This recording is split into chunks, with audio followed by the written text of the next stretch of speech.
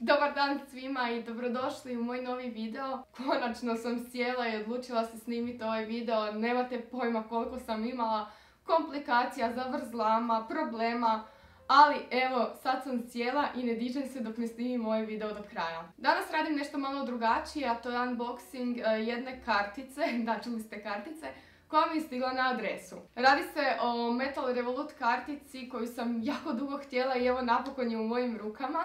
Sigurna sam da je velika većina vas načula za Revolut karticu, a vjerojatno mnogi od vas je i imaju. I ja ću vas odmah ovdje podučiti zašto je dobro imat karticu, koje su prednosti kartice, a možda i neke mane. Odmah da vam objasnim što znači debitna kartica. Debitna kartica vam je kartica s koje vam se odmah skidaju sredstva. Znači koliko vi novaca imate raspoloženo na računu, toliko možete potrošiti, ne možete ići u nikakve minuse. Ja ću sad izvući ovu karticu da vam pokažem zašto je meni ona toliko draga. Ja sam dobila ovu Metal Card i osim Metal Card tu je i Premium i Standard i virtualna kartica, ali o njima ću vam malo kasnije više. Ono što je posebno na njoj je to da vi na prednjoj strani imate samo ovako decentno napisano vaše ime i prezime, Revolut mali logo i Mastercard njihov mali logo. Znači vrlo je decentno, jednostavno i nema vaših nikakvih osobnih podataka naprijed na kartici. Na poleđini je vaš osobni broj i datum do kad kartica traje.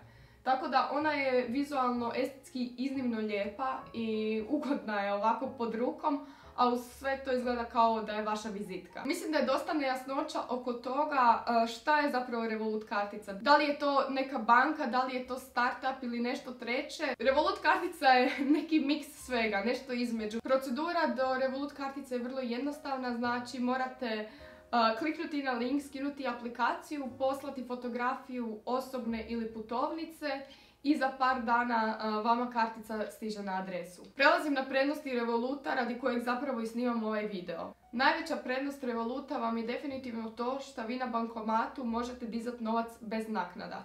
To je idealna stvar, pogotovo ako mnogo putujete i vi s ovom karticom možete otići na bilo koji bankomat i podići novce bez da vam skida dodatnu naknadu. Ovo će vas isto vjerojatno zanimati i limit za podizanje gotovine na bankomatima vam je za Standard Card 1700 kuna mjesečno, za Premium 3300 kuna mjesečno i za Metal Card 5000 kuna mjesečno. Isto tako istaknula bi da vi možete blokirati karticu jednim klikom, znači ako izgubite novčanik s karticom i to, ne morate zvat banku, biti u panici, već vi jednim klikom je možete blokirati. Ako koristite karticu u inozemstvu, svakako preporučam da vi valutu promijenite. Znači ako imate u Hrvatskoj kune, ako odete negdje van, prebacite si određeni iznos u eure, da vam je lakše baratati s tim novcem. Ono što je još bitno napomenuti da Porezna uprava ima uvid u vaš račun Revolut kartice, tako da imajte to na umu. Često pitanje koje mi postavljaju da li Revolut kartica ima svoje bankomate. U svijetu ne postoji Revolut bankomat,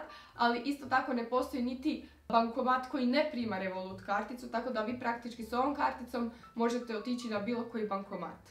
Mjesečno što se plaća, znači standardna kartica je besplatna. Premium kartica se plaća 55 kuna mjesečno, dok se Metal Card plaća 100 kuna mjesečno. Sada ću vam pokazati kako to izgleda u praksi, znači kako izgleda aplikacija i kako se koristi. Sad ću vam pokazati kako Revolut izgleda. Otvorite ga.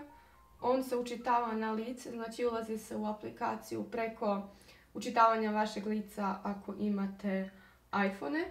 Ono što je bitno je da za registraciju i za otvaranje računa treba imati već neku karticu. Znači trebate imati neki račun u banci s kojeg ćete položiti tih prvih 90 kuna, a i dalje s njega, s tog računa puniti Revolut račun. Znači s nekog drugog vašeg računa vi ćete si uplaćivati na Revolut ili može vam i neko drugi uplaćivati novce, to jest slat vam novce putem Revolut aplikacije. Ono što vam želim još reći da iza Revoluta ne stoji banka, tako da ne preporučam da svu svoju ušteđevinu držite na aplikaciji jer nikad ne znate.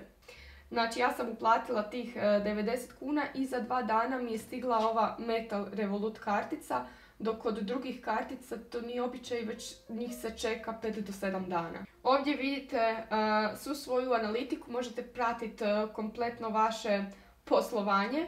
Pod analitikom točno vidite sve uplate i isplate po mjesecima, po danima, po datumima. Ono što vam još želim pokazati je vrlo jednostavno prebacivanje novaca. Znači idete na plaćanja.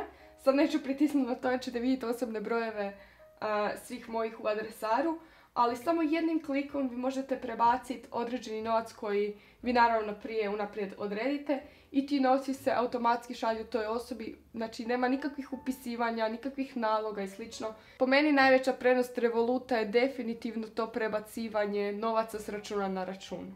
Neki moj zaključak je da je Revolut kartica idealna za one koji putuju. U Hrvatskoj već je zaista mnogo korisnika Revolut kartice, ja sam postala jedan od njih i mogu vam reći da mi je znatno olakšala život.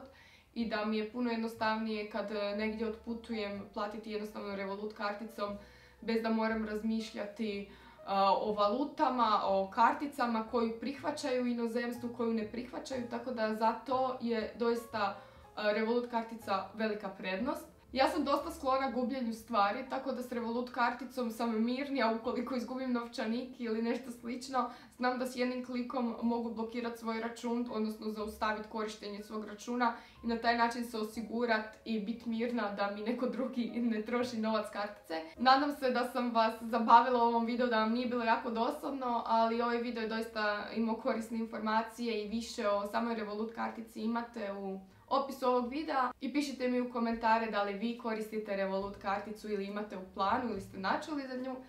I nadam se da ste uživali u još jednom videu, subscribe-ajte se na moj kanal, ostavite like i vidimo se u novom videu.